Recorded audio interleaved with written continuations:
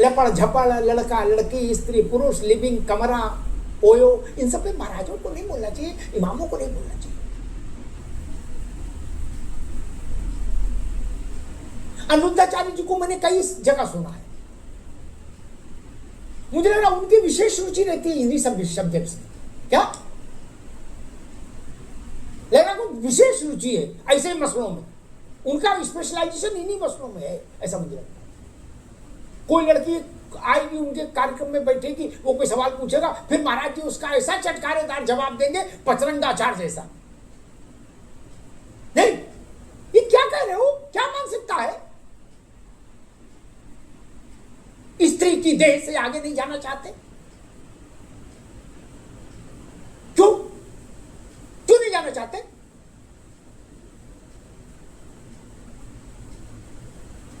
हमने तो ये सीखा, परद्रव्येषु लोष्टवत् परदारेषु मात्रवत्।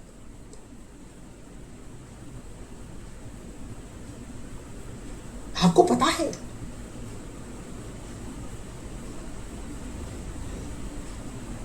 शंकर महादेव पार्वती,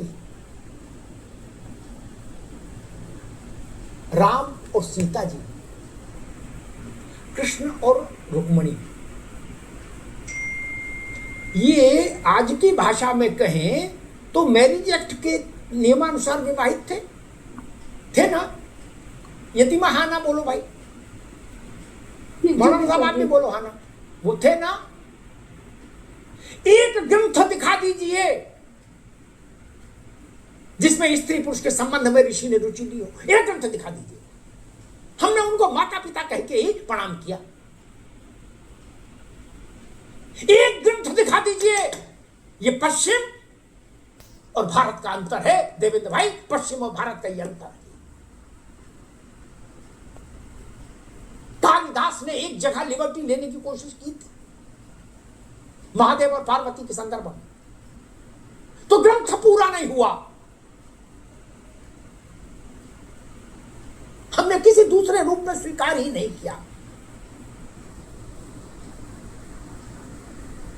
हमने कहा कि आप ही माता, आप ही पिता।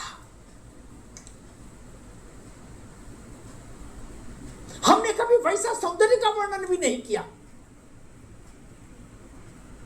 नहीं किया ना। हमारी दृष्टि पुत्र की दृष्टि नहीं, स्त्री की प्रति। उस दृष्टि से परे मत जाइए।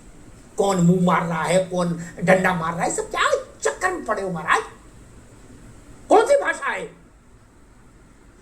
किसने सिखाई ये भाषा? चाहे इमाम हो और चाहे महाराज हो, किसने सिखाई ये भाषा? मुंह मारना इतनी गंदी भाषा है। हमने अपने शास्त्रों से नहीं सीखा तो कहां सीखोगे?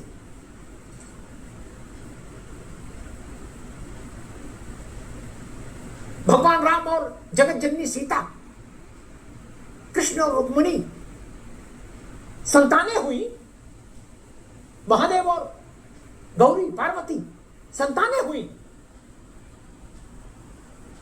इसका मतलब पति पत्नी का जीवन था।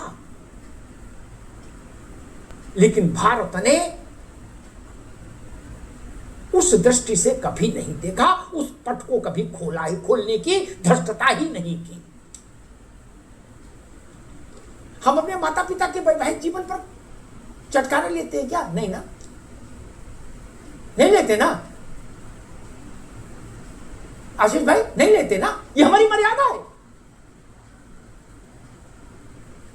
वो भी स्त्री पुरुष है, लेकिन हम उनको स्त्री पुरुष में नहीं देखते, हम माता और पिता में देखते हैं। मातृ देवो भव, पितृ देवो भव। और हम सबको नापे देने बोले 94% घोषित कर दो, मोड़ लगा दिया 94%। मुंह मारने वाले क्लास क्या कर रहे हो यार?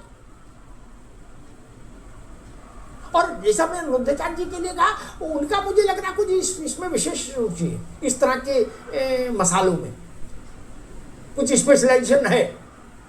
मैं कई बार उनका वायरल कुछ वीडियो आ जाता तो देख लेता हूं। मैं ऐसा कह रहा हूं कि उसमें कुछ लग रहा उनकी रुचि ज्यादा है, उनकी अपनी भी लटक झटक है और कुछ रुचि भी है। ये दिमाग सार्वजनिक जीवन तलवार की धार पर चलना जैसा होता है, और उसमें भी अगर वस्त्र सन्यासी का है तो तलवार की धार डबल तेज हो जाती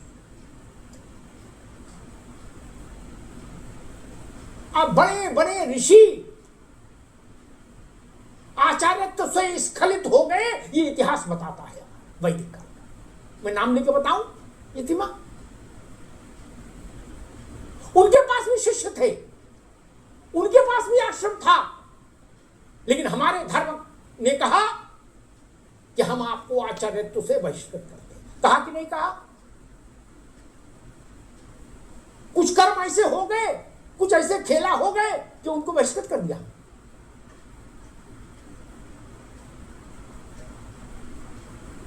हमने चरित्र को महत्व दिया। रावण और ब्रह्मा का वंश एक था, है। जगत पिता का वंश डायरेक्ट डीएनए था, डायरेक्ट रक्त था, सीधा रक्त संबंध था, लेकिन हमने रावण को नहीं पूजा। ज्ञानी तो वो भी था। मैं प्रेमानंद जी महाराज के चरणों में निवेदन करूंगा कि महाराज इस विषय का समापन होना चाहिए। वही भाव ठीक है, देवी पूज पद कमल तुम्हारे, सुर नर मुनि सब हो सुख।